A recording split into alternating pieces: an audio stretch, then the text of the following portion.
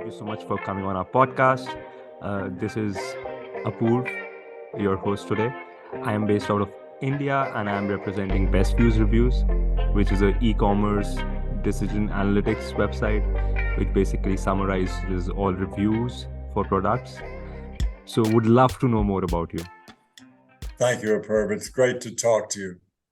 Likewise. So would you mind introducing yourself to our listeners? Happy to meet you all. My name is Ed Begley. I was born in 1949 in the LA area in Hollywood, California, at Hollywood Presbyterian Hospital, and I grew up in smoggy LA. So that made me want to get involved environmentally because I could see there was a real problem because I was breathing it every day.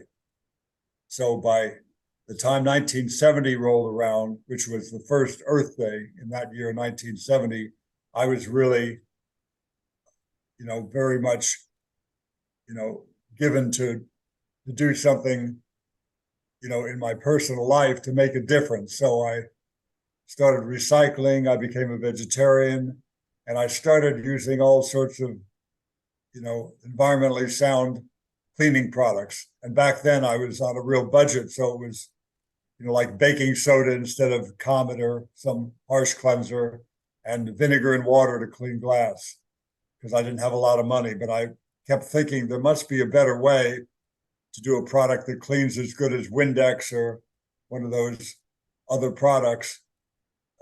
I just like to figure out how to do it. So I had it in my brain for a long time that it was something I wanted to accomplish.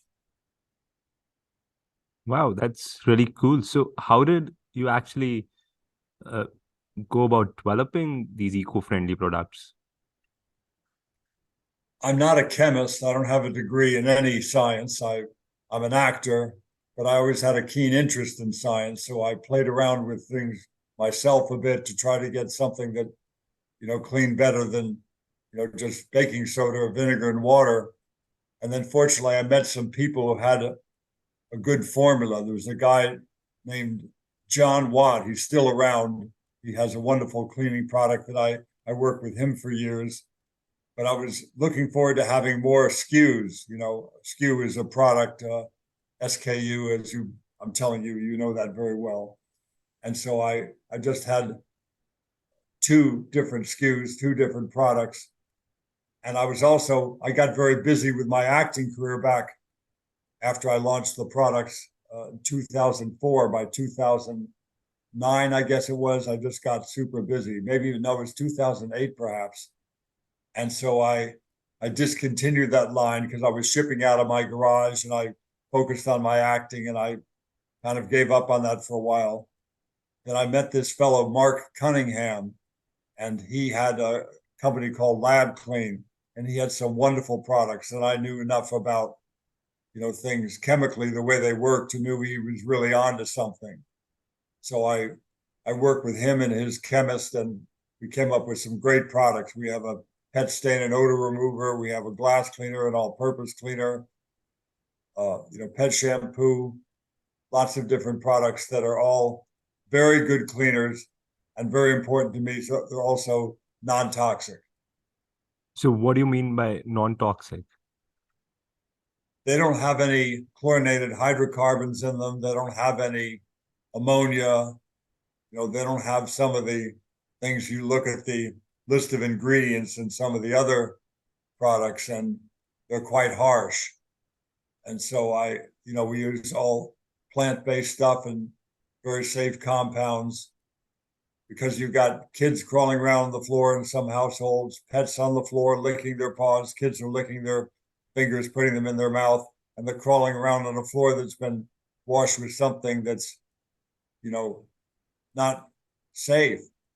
And so I always thought it was important because I have two kids that are grown, and now one that's fairly grown. I've got three wonderful children and grandkids, and I want them to live in a home that is non-toxic, because I'm out there with my friends protesting when there's a hazardous waste site near somebody's home. But the worst hazardous waste site is not always near their home. It's in their home, under the sink, and so we have to stop buying those products and buy ones. And it's not just me. There's seventh generation. There's other Ecos, other wonderful companies that do wonderful green products. I really like mine a lot because it cleans very good and it's quite safe.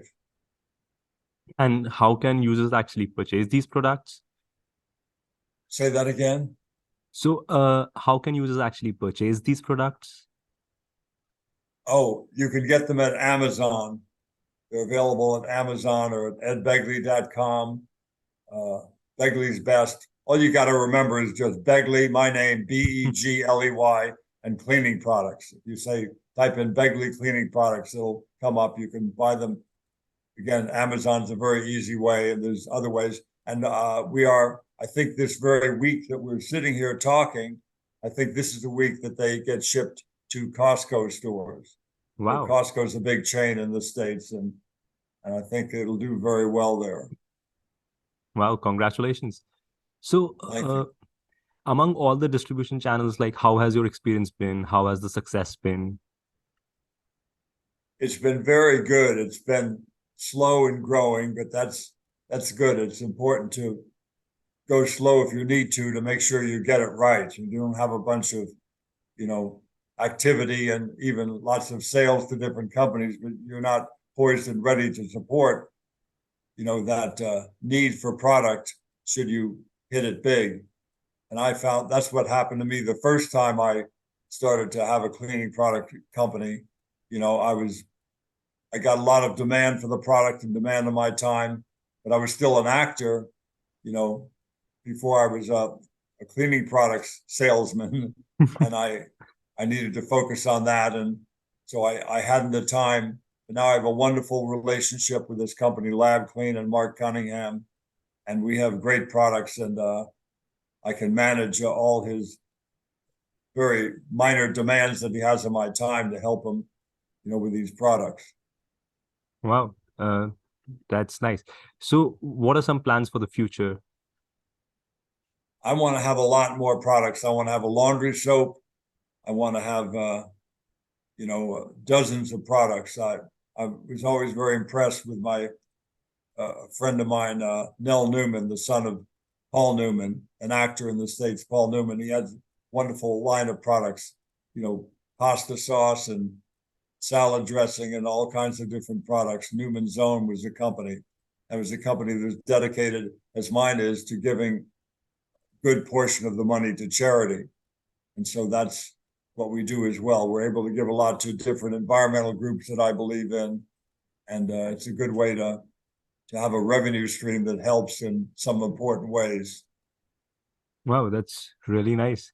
So, how would you go about creating these new products? How would I go about clearing them? About creating these new products? Oh, to get them, tested and cleared and ready to ship. Yes. We're doing that right now. We're always trying new formulas, and I also wisely submitted to my wife for the sniff test. She cares about the scent of things more than I do. I think that's important. It should smell good. And my daughter is very savvy in that way too. But,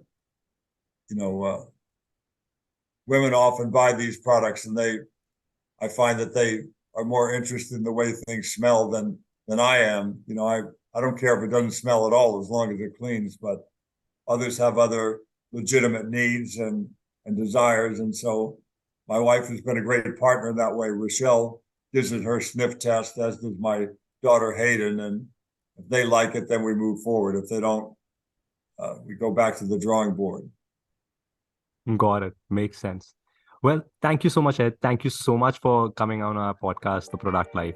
It's been great having you.